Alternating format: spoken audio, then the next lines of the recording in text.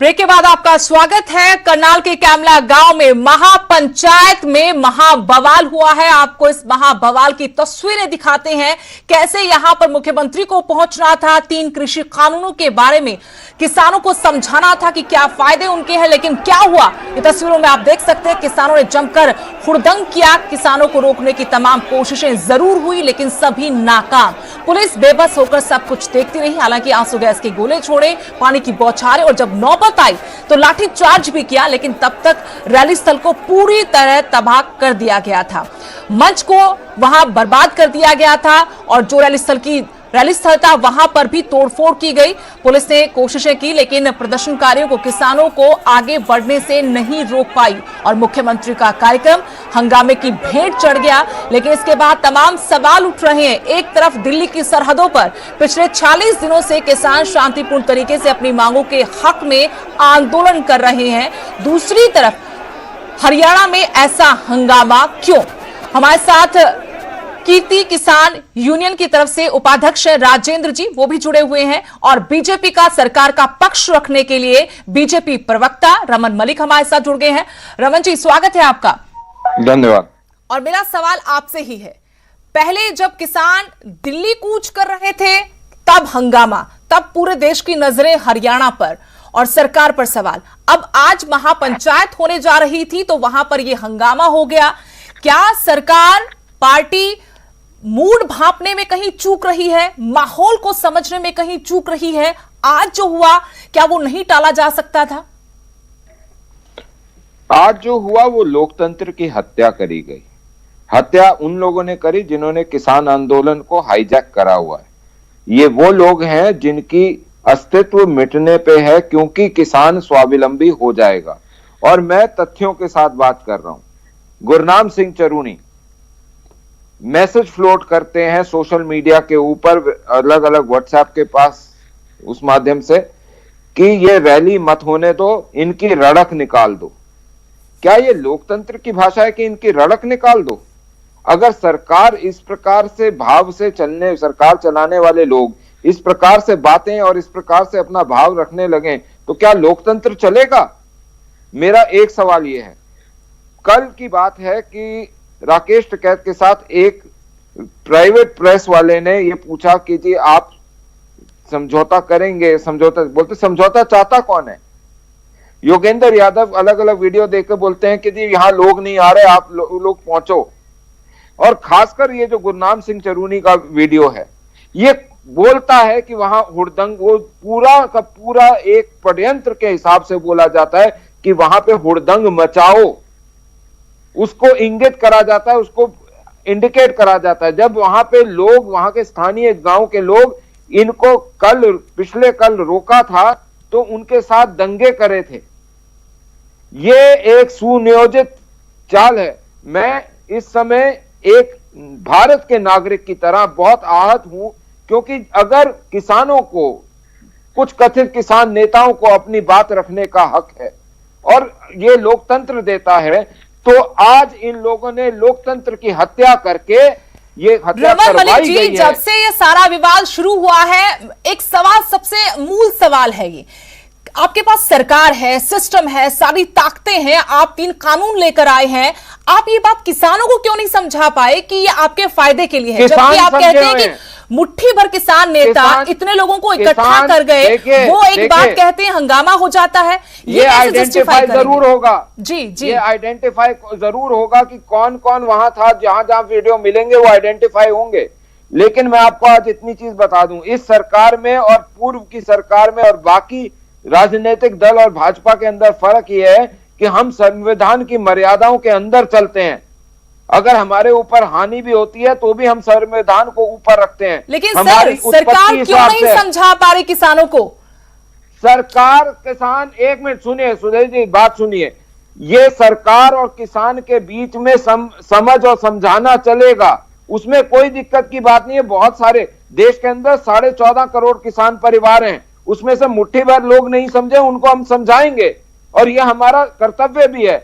लेकिन जिस प्रकार से आज ये दंगई कराई गई है, जिस प्रकार से आज ये रॉयटिंग कराई गई है, ये दुर्भाग्यपूर्ण है। क्या लोकतंत्र में चुनी हुई सरकार को लोगों के साथ बातचीत नहीं करने देना क्या लोकतंत्र की हत्या नहीं है? और आज जो ये किसान यूनियन वाले बोल रहे हैं, अगर ये इस प्रकार से, जिस प्रकार से इन्होंने घटना कराई है, अगर सरकार ऐसी घटना, बैठे हुए लोग ऐसी घटना करवाते तो क्या होता? और इनका मूल उद्देश्य यही है, ये चाहते हैं कि सरकार और लोगों के बीच में टकराव हो ताकि देश की छवि खराब कर पाए। ये उन एजेंडाकारी लोगों के लिए काम करें। अगर आपको कोई प्रॉब्लम है इस कानून के साथ तो आइए, बैठिए, बात करिए। बात करने में आप कानून में जो चेंज चाहते हैं वो बात करो। आप ये बोलेंगे कि नहीं जी पूरे कानूनी रो, तो आपकी तानाशाही चल रही है क्या? देश के अंदर चुनी हुई सरकार है, लोकतंत्र से चुनी हुई सरकार है, कोई सड़क चलती सरकार बनाई हुई है। देश के अंदर लोगों ने चुन के बैठाए हैं लोग, कोई आपके खैरात मांग के नहीं आए।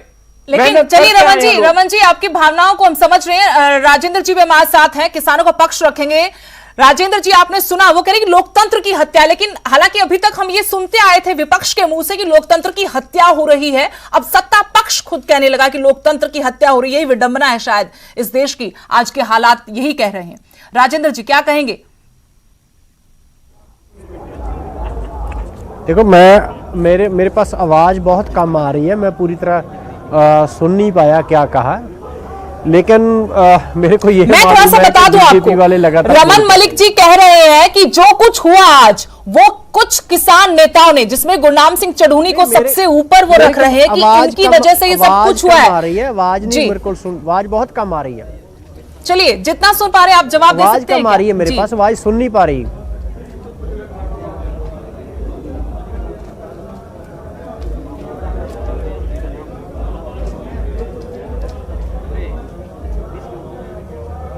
राजेंद्र जी, अगर आप मुझे सुन पा रहे हो, मेरा सवाल सुन पाए हो, तो प्लीज आप जवाब दीजिए।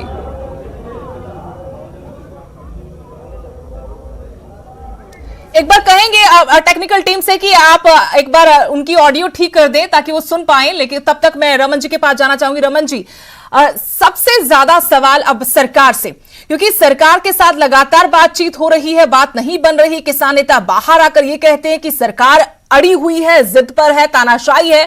आप लोग बाहर मीडिया में ये बात कहते हैं कि सरकार सुन रही है, लोकतांत्रिक तरीके से जो कुछ होना चाहिए वो सरकार कर रही है। तो हो क्या रहा है?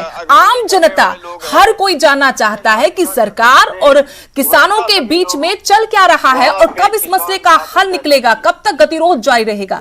रमन जी। किसान महापंचायत रखी है। सुरेश जी, मैं आपको वीडियो की आवाज सुना रहा हूँ और साथ में दिखा भी रहा हूं। है कि इसकी मरोड़ निकाल दो, इसका वहां पे इतना विरोध कर दो कि ये प्रोग्राम कर ना पाए।